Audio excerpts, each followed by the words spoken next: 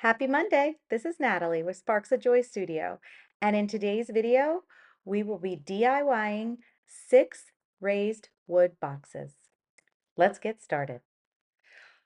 For all 6 of these boxes, I have placed something for feet at the bottom. Many of them, I think 4 of them, I used these wooden spools that I have. I had bought them in a pack of either 100 or 200 off of Amazon, and I am just gluing them using some wood glue to the bottom of the boxes. And then for 2 other ones, I actually had some wooden snowmen that I turned upside down to make into legs or feet for the bottom of the boxes. The boxes that we'll be using are from Amazon as well as Michaels. So I just wanted to give you a brief overview of that before we go into how we styled each of the boxes. For these projects, I was inspired by the colors of the month that I received from Julie at Julie's Designs and Signs. So I will be using some of those colors as well as some other colors that I had in my stash. We will be using Mist, Inglenook, Casement, Chateau, Rosewater, and then for the last one, I'm showing you here Paisley, but I ended up changing it up and I decided on using Sterling, which is a lighter gray than the Paisley you see here.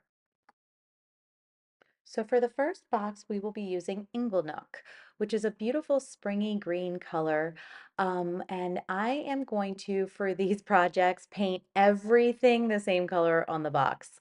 One thing I tend to do with a lot of my projects is get a little too, I guess, excited about using lots of color and creating lots of contrasts, I guess. But I wanted to keep it simple for today's project. So the feet and the boxes will all be painted inside and out in the color that I choose for each of them.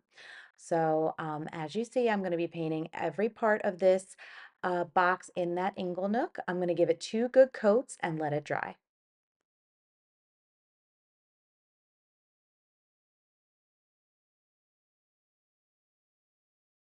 Once that's done, I'm going to be taking one of these IOD stamps from the Crockery set, and I'm going to be stamping that right in the middle of the front of the box. I'm using black ink, which is also an IOD ink.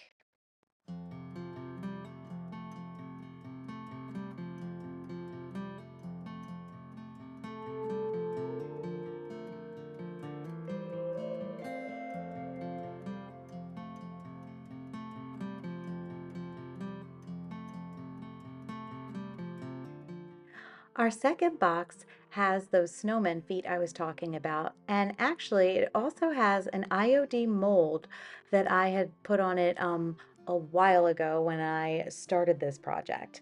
So now we're going to be coming in with Rosewater by Fusion, and I'm going to be painting the entire box, including that label and the feet in this Rosewater.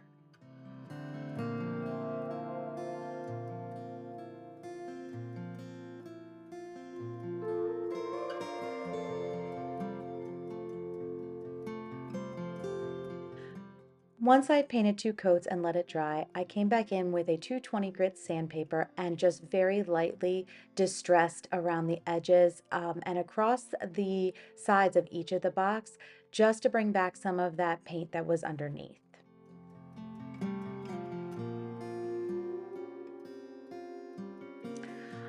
I then began by transferring this text that I got from one of the IOD transfer sets. I believe this text came from the Brocante transfer set, and I just transferred on the word rosa or rose, which kind of goes perfectly with the next step. Now I'm going to be using this amazing transfer by IOD. It is from the Seeds catalog, and I'm going to be cutting out just the roses that I want to use on this box. I'm going to be using the pink and the red rose, and I believe I end up using a little bit of the leaf as well.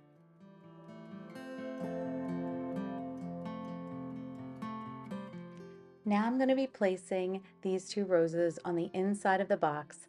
I'm just sitting here figuring out the best placement, and I do like when the transfer can go up the side of the box, which is why I've positioned it that way. And because this is a shorter box, it's something that you can probably see if there's nothing inside of it. I wanted the inside to look beautiful as well. So it's going to be, I don't know, that's why I've decided on the position that it's in.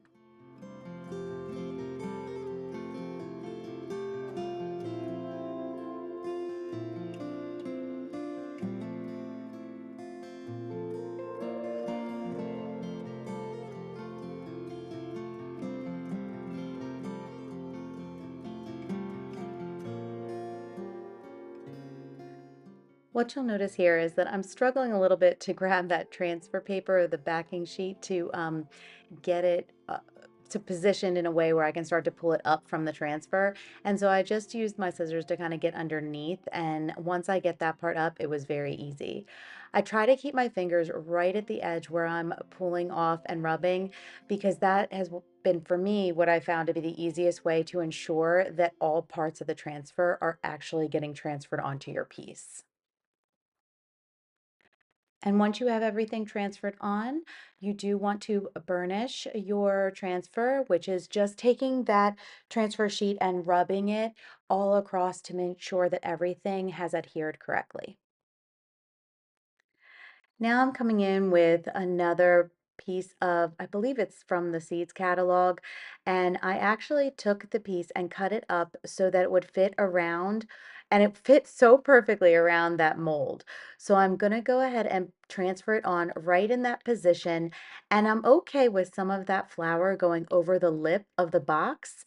I do think it just adds to the character of the box. So we're gonna transfer both of those parts onto the front on either side of the mold.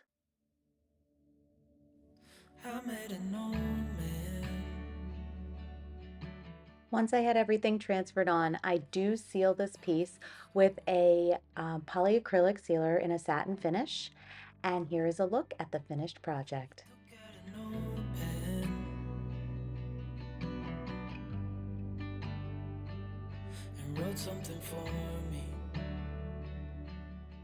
For the next box, we'll be using the color Chateau, which is a very cozy and sophisticated neutral.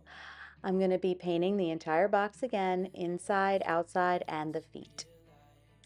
I am so excited to have stumbled upon a fusion stockist in my area. I recently found a online and in-person store called Bellefonte Vintage, and the owner of that store sells fusion along with some other really amazing things. I look forward to being able to tell you more about that, but I will leave a link to her website in the description box. Once I had 2 coats of that Chateau on this piece, I am going to be taking some of the beautiful florals from the Joie de Rose new IOD transfer set for 2024 spring release, and I am going to be positioning it in kind of angled on the corner of the piece of the box. That's what I ended up doing with it. I had taken the piece, which is almost an entire page, and just cut down the middle in a place where the rose would still be beautiful, the leaves would still be beautiful, but that allows me to cover this box on both sides with just one single sheet.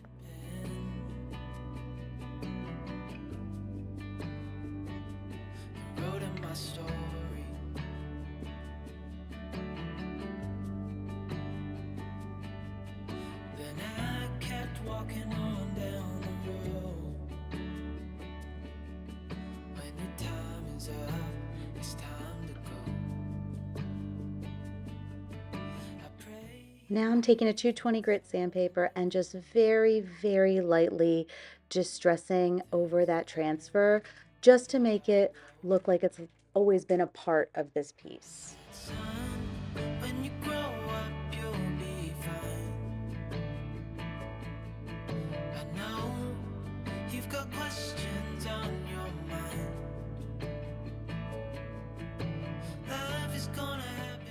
I I have found that when I am transferring on a corner like this, it is easier for me when I start by rubbing on the part that is on the corner first. That allows some of it to just transfer down, and it allows my transfer to stay in position better. So that is something I typically do, which is a little different than when I'm transferring onto a flat surface and I start at one end and slowly work towards the other side. Stop looking for the answers, and you'll find what you've got.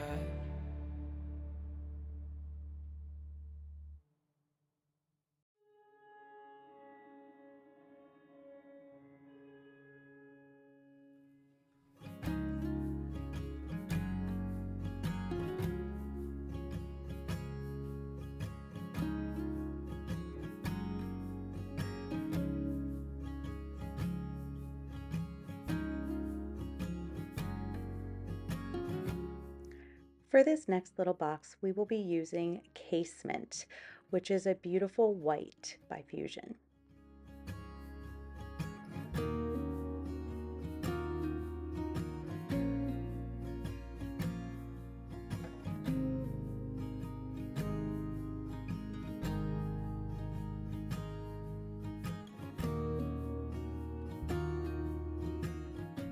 To give this little box a little bit of a farmhouse touch, we will be using this gorgeous horse from one of the new IOD Stamp Set releases from 2024. And I'm going to be stamping that on the front of this box and then using a couple of the embellishments from the same set. I cannot remember the name of the set right now, but I will make sure it's linked below, and stamping it on the sides.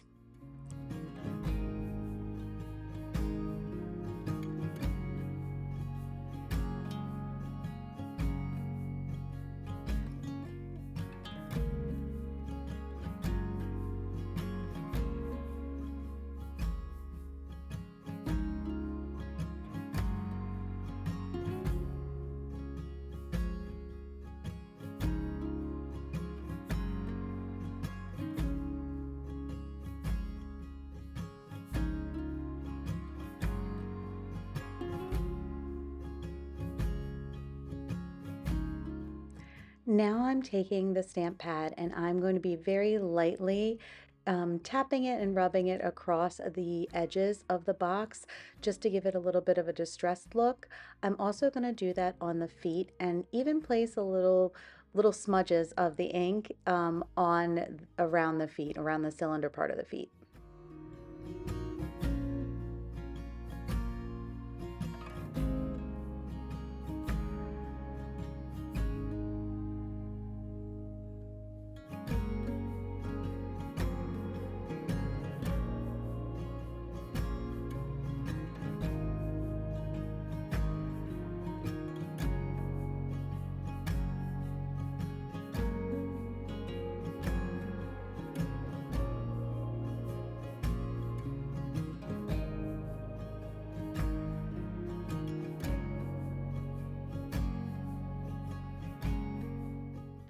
I decided to grab one of the stamps from one of the other IOD stamp sets and stamp it on the back just to put a label on this in case somebody wanted to use this as the front of the piece rather than the horse.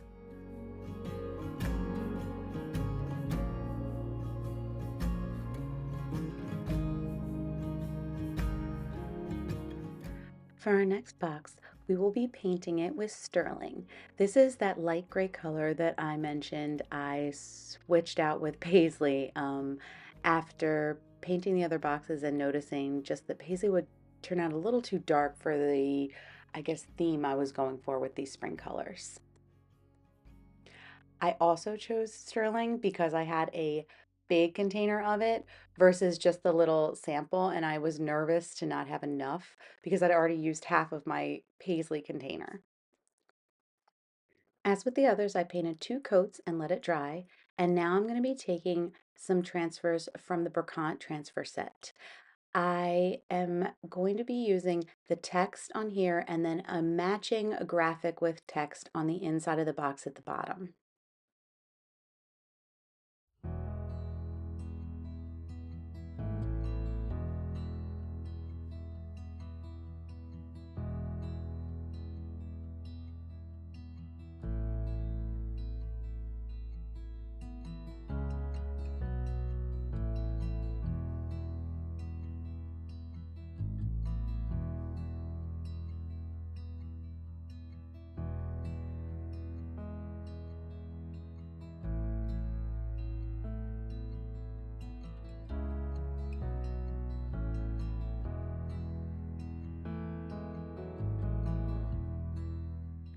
Now I'm taking one of the pieces from the Courier Stamp Set by IOD, and that is a stamp that has, it almost looks like a French newspaper. And so each section of this stamp set is it almost looks like a little article or a little blurb, advertisement.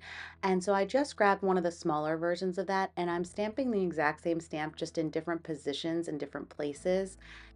Not wanting full coverage, just wanting it to look like it's aged and it's been there for a while and started to come off. Once that was done, I took these stamp transfers, so they almost look like vintage old stamps, and I don't remember where I got them from, probably from Amazon. And I am going to be placing them in random places around the box.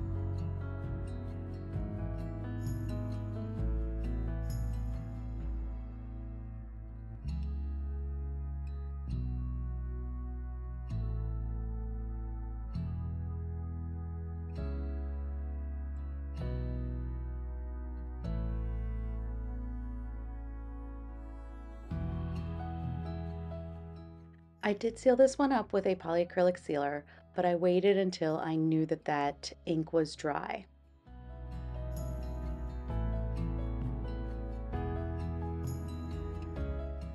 For our final project, I have this box that I actually had already DIY'd before, and it was when I was trying out paint inlays, and I liked it, but it wasn't my favorite, I guess, final project. So I pulled it and decided to redo it for this video.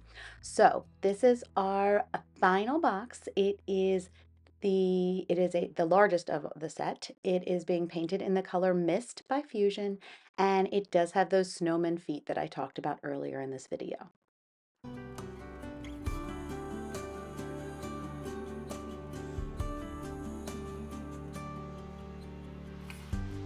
At this moment, no one can tell where we should go. Oh, it's coming. Once that was done, I am taking a transfer. I think this is from the Brocante transfer set, but I could be wrong. I honestly cannot remember. And I am going to be transferring it onto the front of the box. Then I'm going to be taking my favorite flower from the Brocante transfer. That one I know is from Brocante transfer.